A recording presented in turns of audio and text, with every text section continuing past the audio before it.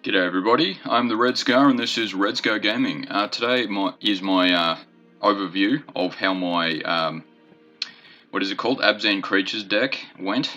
Yeah, sorry, I can read, I don't know, I'm Australian, let's go with that. This is where I do my summary for all the cards and how they went and if I should have done a different choice or something. And hopefully you can learn from my mistakes. Cult Conscript, I'm pretty happy with. I didn't get much use out of it.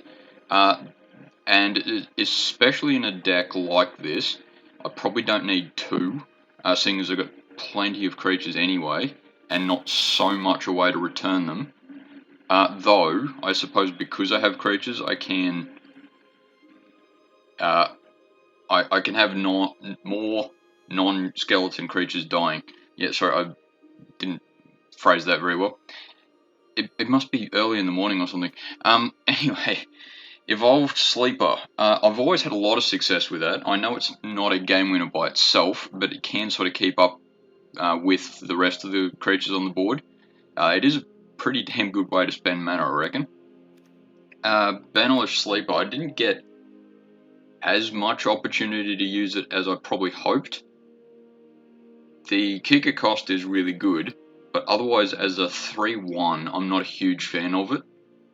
Maybe in hindsight I'm not a huge fan of it, but yeah, because like three damage is enough to get rid of a lot, but 1 damage is also a lot to not much damage to deal. So it has its moments, but yeah, I don't think it performed particularly well this time. Maybe I'll use it a bit less. Destroy Evil, I got some use out of, not a huge amount if memory serves. It was mostly that destroy target creature part of it. I don't think I destroyed any enchantments, but it is good to have that option with it if that is what you need at the time. I probably didn't need 2, but I mean, look, it still did pretty well. Juniper Order Root Weaver, she's good. Did I play her once this time? Maybe, I think. Yeah, it keeps up to pace with everything, and because she can put a 1/1 counter on something else, it's even better because there's plenty of times when you play her for three mana cost, and it's just like as a 3/3, she's not going to do anything. So you're better off putting that 1/1 on someone else.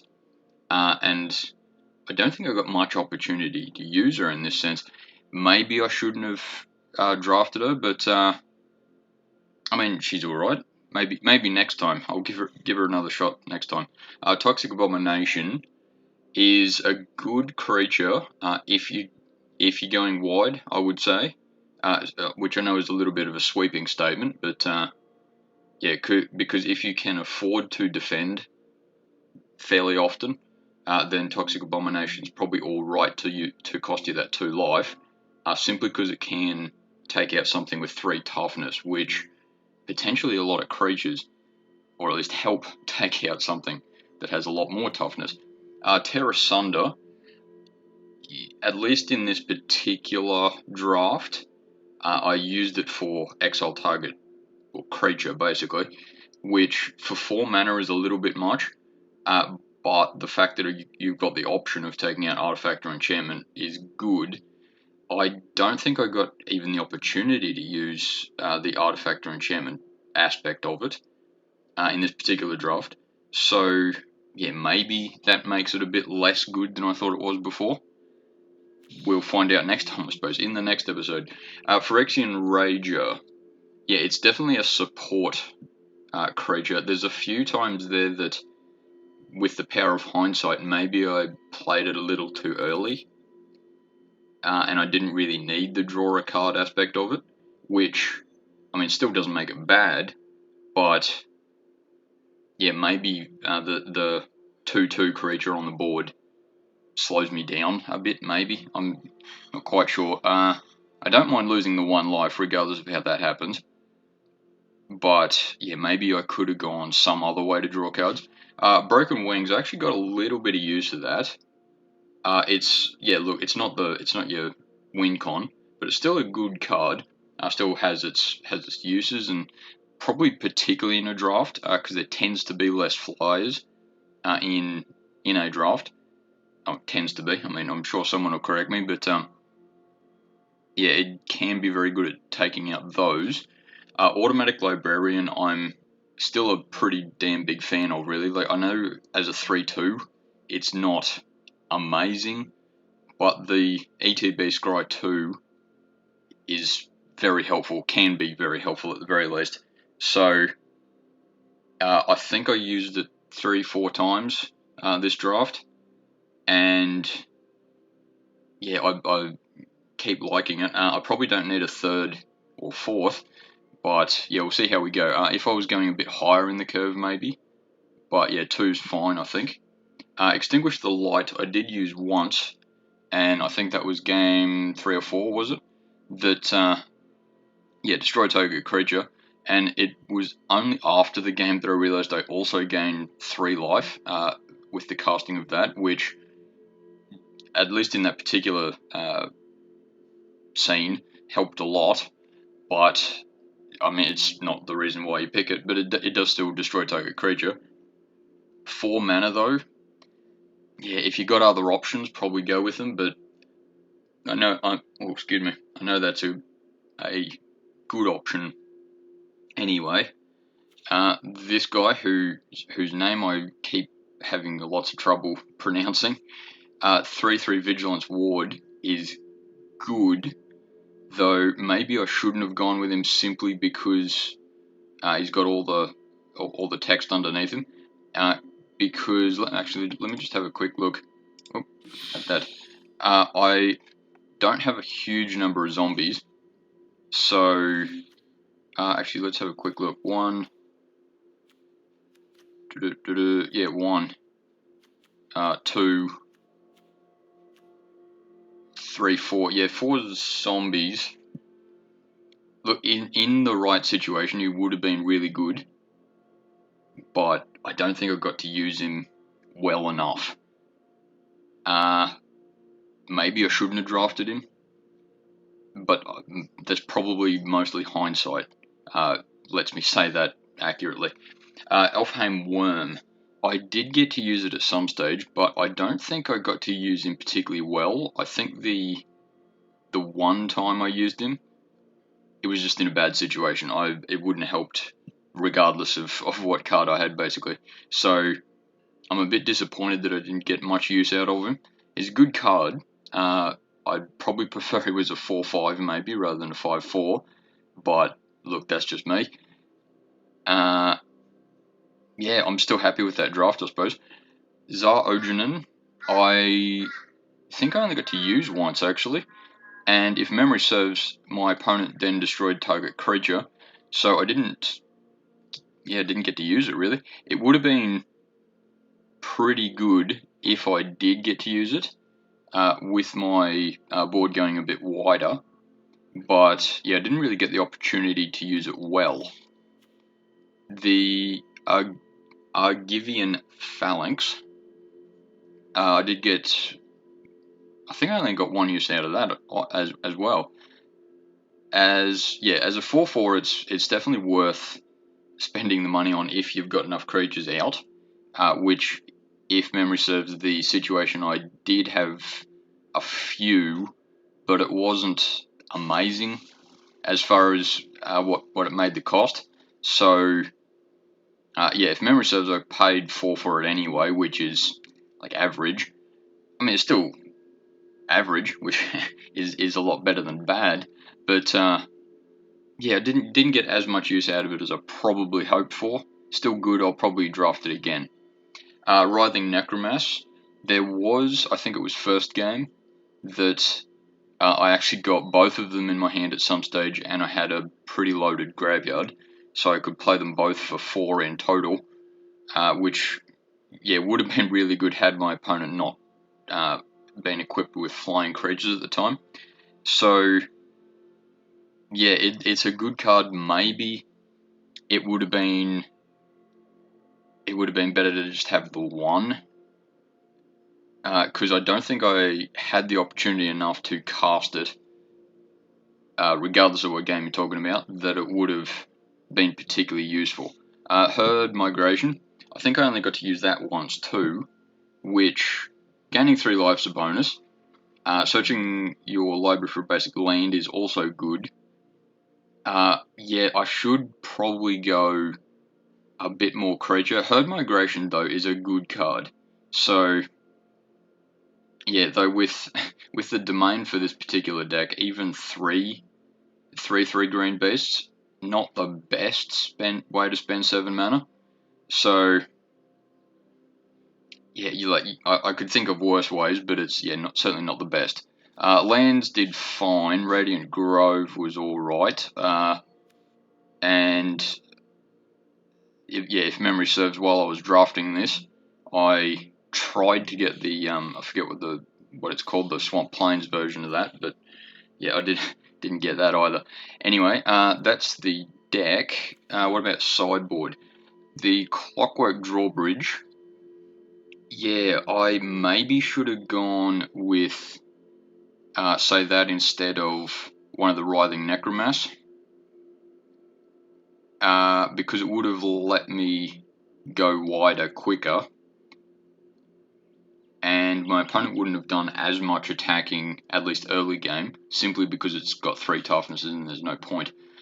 Artillery Blast could have become basically destroy target small creature. In fact, it could have been destroy evil with a little bit of luck, because it would have done 4 damage with all my lands out.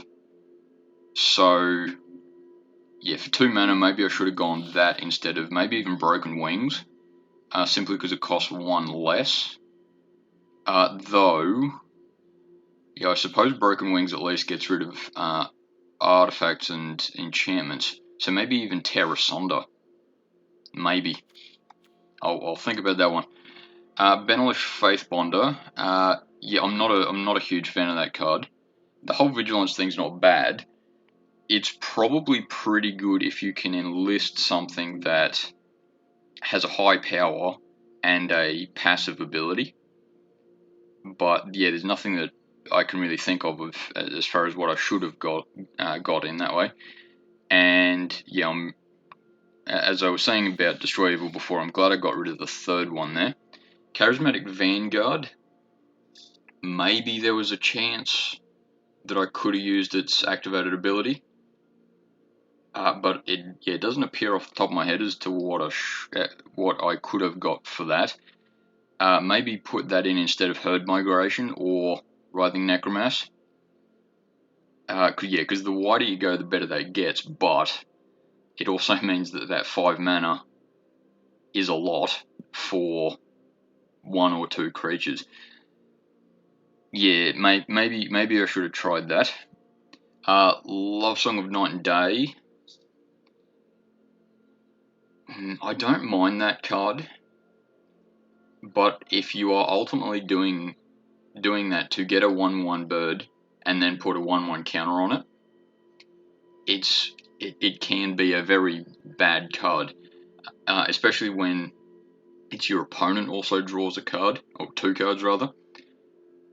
If they draw the card that, for whatever reason, stops Love Song of Night and Day getting any better, then yeah, it can be a very big drawback. So yeah, I'm pretty glad I didn't keep that one. Shore Up. Yeah, if I'd gone blue, I probably would have got rid of white, just off the top of my head. And there was a few situations where Hexproof would have been great, but yeah, it's just a bit situational, really. Vulture Tide Turner, definitely not in this case, because there's not many instants and sorceries that I would have used. Let me just have a quick think of that. Yeah, we've got 6 in total. So yeah, I don't think that would have got much use out of it. Soaring Drake. Yeah, once again, I would have been getting rid of white probably. So, yeah, look, maybe Soaring Drake would have been good instead of, in fact, Phyrexian Rager. But there's a lot of black there that was pretty good. Anyway, we'll see what I can think about that. Tribute to Urborg. Yeah, not a huge fan of that card in draft, I think. Partly because you tend not to go instants and sorceries anyway. and sort of at the best of times, you're going 4 mana for what, neg 5, neg 5, something like that. So it can be a bit up, not upturning. What's the word I'm looking for? There is a word I'm looking for. Pretend I said it and go, oh yeah, that was a perfect word. Writhing Necromass, yeah, definitely not a third one. Smash to Dust. I don't think I got much of an opportunity to use that. Destroy target creature with Defender. I think it was game 2 that I could have used that very well. But yeah, keeping that in just for that one situation probably wouldn't have done very well. Thrill of Possibility is often a good card in draft. Though, yeah, once again, it's take out whole colour for something like that, which I don't think I would have got much use out of. Hexbane Tortoise for 3 mana. Yeah, maybe Herd Migration. Because, yeah, maybe in hindsight, my curve is a bit lower than I sort of planned it to be, as far as including Herd Migration. So maybe the Tortoise would have been better instead of it, simply to have more creatures out. The Ward 2 would have been useful, but I'm not a huge fan of the whole 3-2 bit though, so... Barkwave Crusher... Yeah, similar situation. It's hard to kill in most situations. It's basically got Defender, as far as I'm concerned. Because even if you go some of my more powerful creatures in here, like saying, like, for example, Writhing Necromass, a 7/5, and I pay 7 mana for it, yeah, it's not that great. So I'm glad I didn't include that. Salvage Mana Worker, yeah, maybe that would have been good, because it was game 5, wasn't it, that I basically drew too many land and none of them were forest. So it would have been good in that particular draft. Probably instead of, let's have a quick think, maybe Banalish Sleeper, because I didn't use that as effectively as I wanted to. And yeah, call me weak if you want, but I would rather be on the defensive long term than on the aggressive long term. It's a little bit more dependable. But anyway, that's how I went with that draft. Not terribly well. It was 2 wins, 3 losses.